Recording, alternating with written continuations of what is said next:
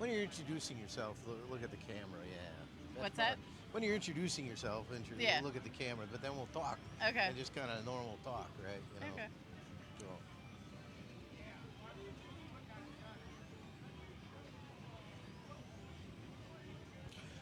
Hi, this is Larry with Guys, Games, and Beer, and I'm with, Kathy Tenalia with Racist Stupid Games.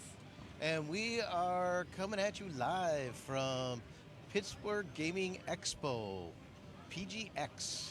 So, what do you got going on? So I'm an indie game creator with my sister. We started a game company about 4 years ago. Our first game was Racist Stupid, which is what the name of our company is now, Racist Stupid Games. We started out with a trivia game where you don't need to know any answers to win.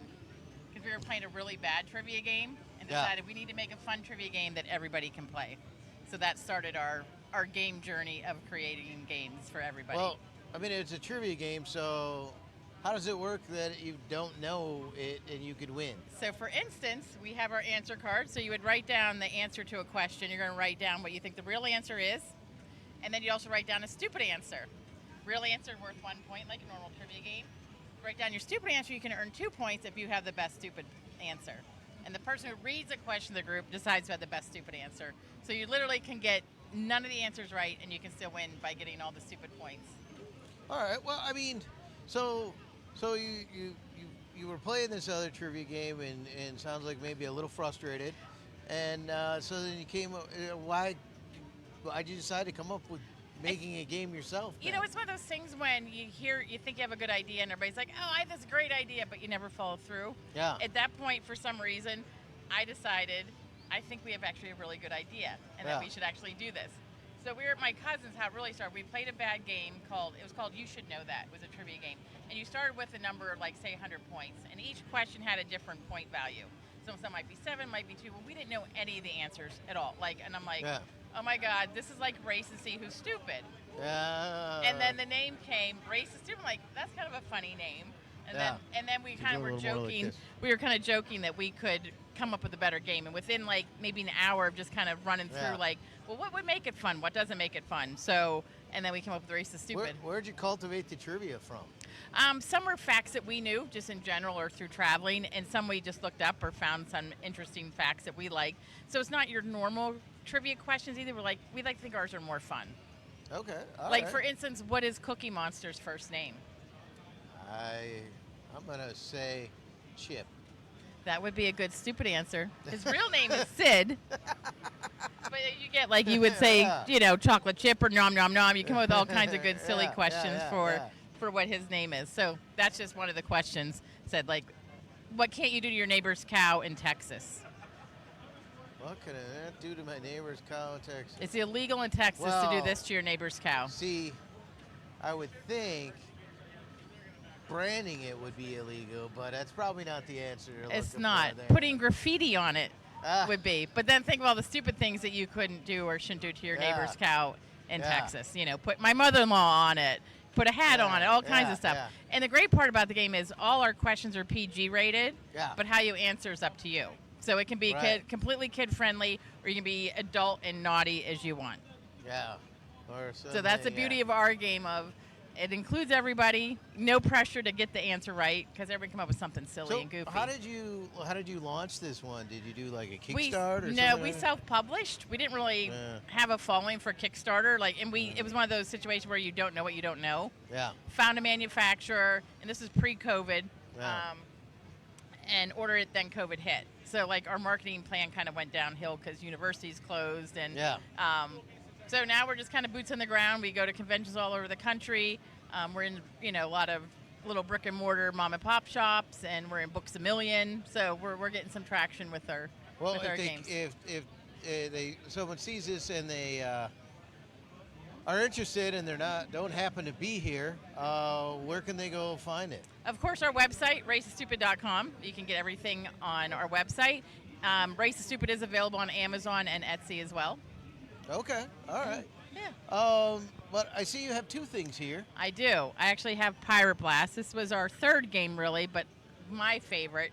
So it's a pirate battle game. Everybody has a pirate ship, and you're trying to sink each other with cannonballs. So everybody has a set of supplies. Everybody has equal amount of cannonballs, monkeys, dolphins, and you're just placing cards on your ship to sink your neighbors, your opponents. So once their ship is covered in cannonballs, they're sunk, and you want to have the least amount of damage to win the game. So it plays for 2 to 4 players, and it's really great because there's 9 cards you have to learn, and that's it. And they're really intuitive of what they all do. And it plays in like 5 minutes. So it's super easy to learn, super fast to play. So it's one of those, like, you want to play over and over again. You're like, oh, I lost, so I want to battle you again. And it's great for really 5 and up. We play with, there'll be guys who play it for hours. Like, I get an email like, hey, we loved your game. We bought it. Me and my buddies played for 3 hours. Because it's just like, because always there's a little bit of strategy, but some just how your cards come out. So it's just super fun, easy game. We heard the genesis of the race to Stupid. Why a pirate game? Why, you know? So I had this idea for like an old-fashioned flinging things at a ship and loading it up and it would sink. That was my original idea. Well, manufacturing that just is not realistic of all these little pieces and stuff. So we met actually Dave Campbell from Taco Cat Goat Cheese, very popular game. We met him at Origins in Ohio, and we kind of saw how he had simple games that were made out of cards. So on the ride back from Origins, this was like 4 years ago, we're like, how can we make a pirate game, the same concept, but do it with cards so it's cheaper to manufacture? Right. And just as fun. Yeah. So that's how Pirate Blast Battle for Monkey Island came. Are you envisioning another game? We games? actually, right now, we have Christmas is Coming. It's on a ship somewhere or a port. So with this little, couple days of striking, we don't know. We're waiting for it to land so we can track it. Should be here within the month. Okay. So that's called Christmas is Coming, where you're trying to decorate your Christmas tree. And then along the way, there's squirrels that steal ornaments and yetis that knock things off. So it's along the lines of the pirate game, but different and more fun in just different ways. So, but with a good Christmas theme. Yeah. All right. So that one is on its way, and we are working. We're actually, when we're at these kind of conventions, we're always thinking of new games. So we're working on a Halloween game. Okay, sure. So where you have to collect like all your candies and good stuff, and then there's bullies that kind of are going to do stuff. So we're working out the kinks on that. So that's. I mean, you started with one game. Now you have 3. Talking about a 4th, but you weren't doing any game developing before that. No. I have a regular career. My sister has a regular career, but we're like, it's fun. We always play games as kids, but we were into the more, like we'd play Monopoly for hours. We'd play this game called Bonkers that were more simple tabletop games, and we were playing Atari and pinball and everything.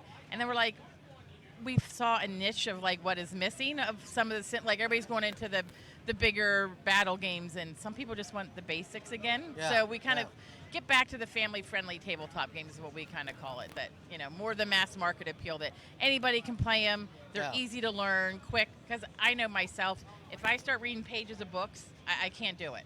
So we build games that we like to play with our friends where you're like, you don't have to think too much. There is strategy.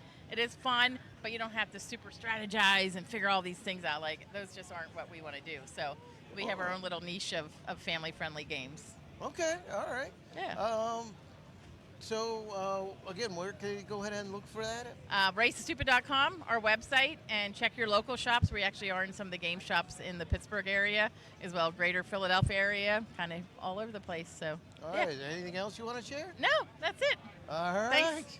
Well, this was a fun interview, and we're going to be coming back with some more, and right here in Pittsburgh.